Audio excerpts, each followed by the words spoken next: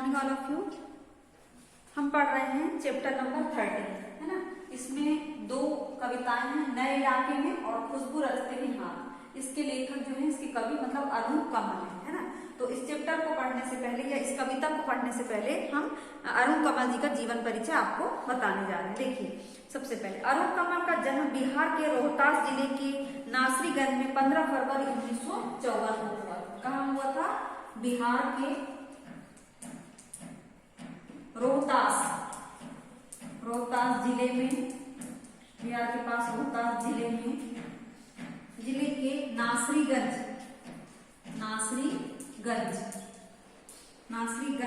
में 15 फरवरी 1954 को हुआ। ये इन दिनों पटना विश्वविद्यालय में प्राध्यापक है, मतलब अभी इनकी मृत्यु नहीं हुई है। इन्हें अपनी कविताओं के लिए साहित्य अकादमी पुरस्कार अपनी कविता के लिए कौन सा पुरस्कार मिला? साहित्य अकादमी को पुरस्कार मिला।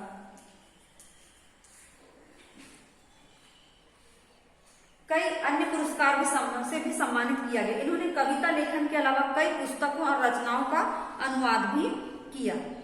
अरुण कमल की प्रमुख कृतियां मतलब होता है रचनाएं, है ना। कृतियां क्या होती है? रचनाएं होती हैं। कौन कौन सी इनकी रचनाएं हैं? देखिए, आप देखते हैं हम।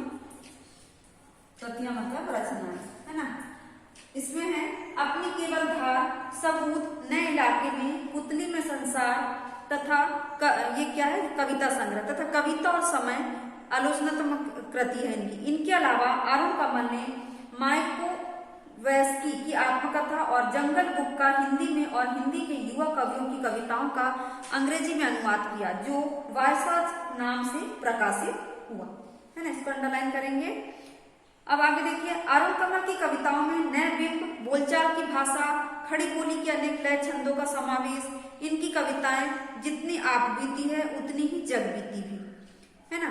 इनकी कविताओं में जीवन के विविध क्षेत्रों का चित्रण है। इस विविधता के कारण इनकी भाषा में भी विविधता के रंग के दर्शन होते हैं। ये बड़ी कुशलता और सहजता से जीवन प्रसंगों को कविता में रूपायित कर देते हैं। इनकी कविता में वर्तमान शोषणमूलक व्यवस्था के खिलाफ आक्रोश, यानी जो वर्तमान व्यवस्था है उसमें जो अत्याचार किए जाते हैं गरीबों पर, उसके प्रति आक्रोश, नफरत और उसे उलटकर एक नई मानवीय व्यवस्था का निर्माण करने की आकुलता सर्वत्र दिखाई देती है। यानी अपनी कविताओं में ऐसे भाव प्रस्तुत करते हैं जिससे कि गरीबों के प्रति जो अत्याचार हो रहा है वह दूर हो सके। अब देखिए, ये जो दो कविताएं पढ़ेंगे हम, नए इलाके में, नए इलाका यानी क्षेत्र होता है, खुशबू रचते हैं हाथ क्या करते हैं? खुशबू रचते हैं, मतलब अच्छा निर्माण करते हैं, है ना।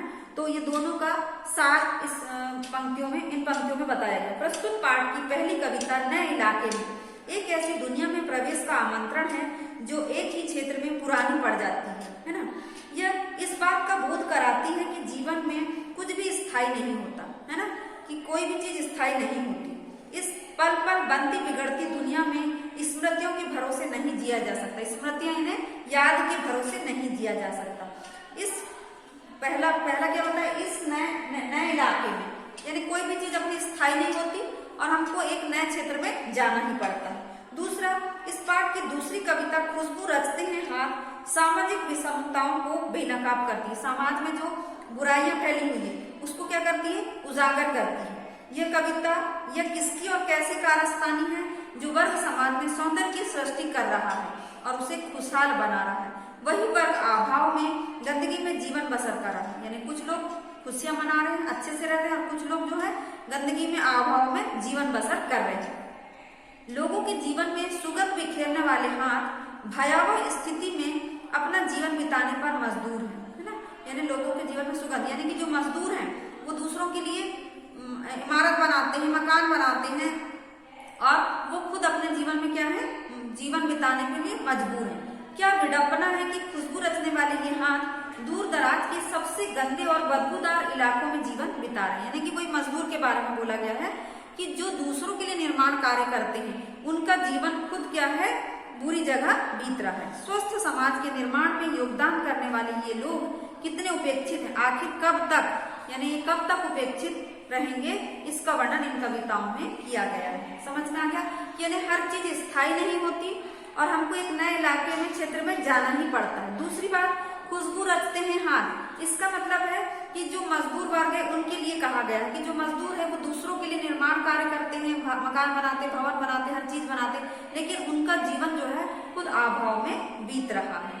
तो देखिए पहली कविता, नए इलाके में, इन नए बसते इलाकों में, यानी कि नया क्षेत्र बसता है, कॉलोनियां बनती है ना, जहाँ रोज बन रहे हैं नए नए मकान, नए नए मकान बनते हैं, कोई खुला क्षेत्र होता है वहां पर लोग अपना अपना नया नया मकान बनाते हैं। मैं अक्सर रास्ता भूल जाता हूँ। कवि कहते हैं कि अक्सर मतलब प्रायः क्या करता हूँ, रास्ता भूल जाता हूँ।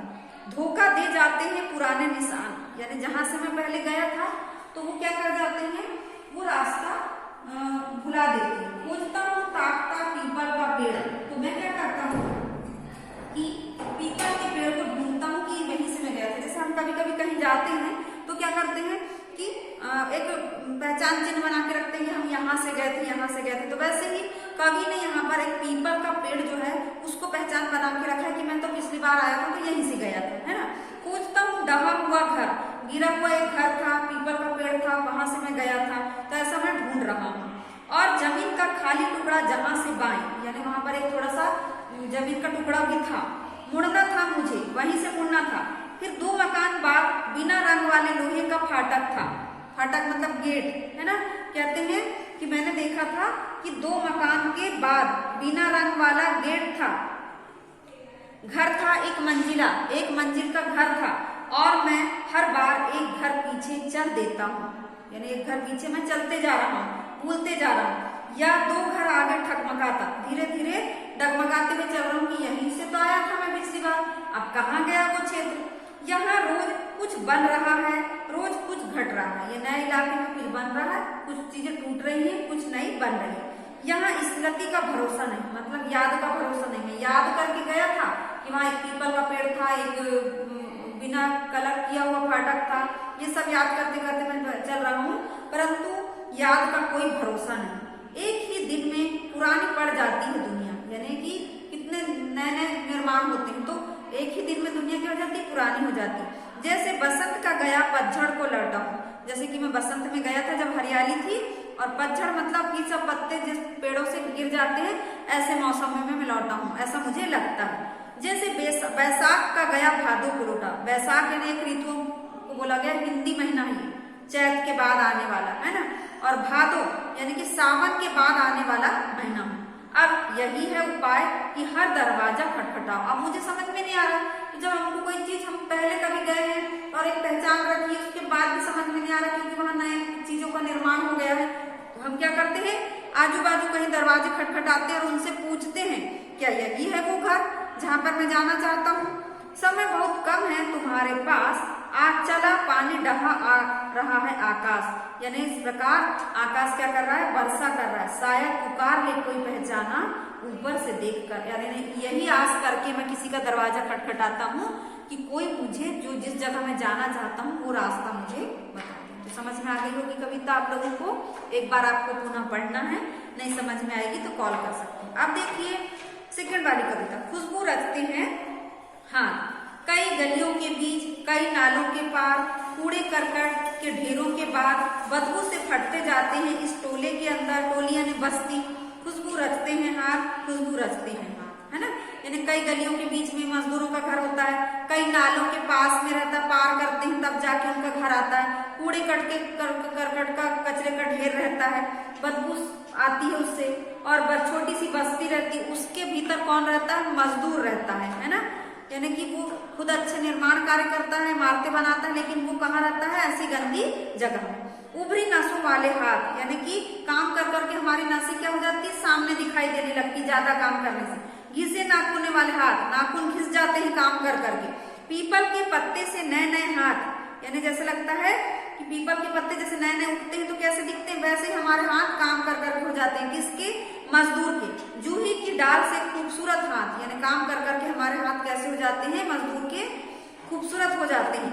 गंदे कटे पिटे हाथ, और हाथ कैसे हो जाते हैं, काम कर करके गंदे भी हो जाते हैं। जख्म से फटे हाथ, यानी कई जख्म हो जाते हैं काम कर करके, खुशबू रखते हैं हाथ, फिर भी खुशबू रखते हैं हाथ। यही इस गली में बनती है मुल्क की मशहूर अगरबत्तियां, यानी वो मजदूर क्या करते हैं, इसी गली में अगरबत्तियां बनाने का काम करते हैं, मुल्क या देश में, है ना, मशहूर यानी प्रसिद्ध।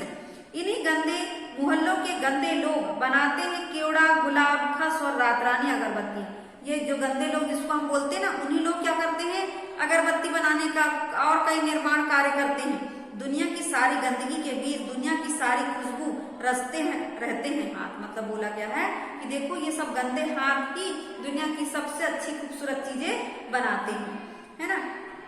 अब बोला गया है खुशबू रखते हैं हाथ, खुशबू रखते हैं हाथ। तो एक मजदूर की दैनिक दशा का वर्णन किया गया है कि किस प्रकार वो लोगों के लिए निर्माण कार्य करते हैं, लेकिन वो खुद स्वयं कैसी ऐसी गंदी बस्ती में रहते हैं और साथ ही साथ इतने गंदे हाथ रहते हैं, उसके बाद भी वो एक अच्छा निर्माण करते हैं, बहुत अच्छे अच्छे खुशबूदार अगरबत्तियां बनाते हैं, अगरबत्तियों के अलावा और अन्य कई काम करते हैं। तो ये दोनों कविताएं आपको समझ में आ गई होगी।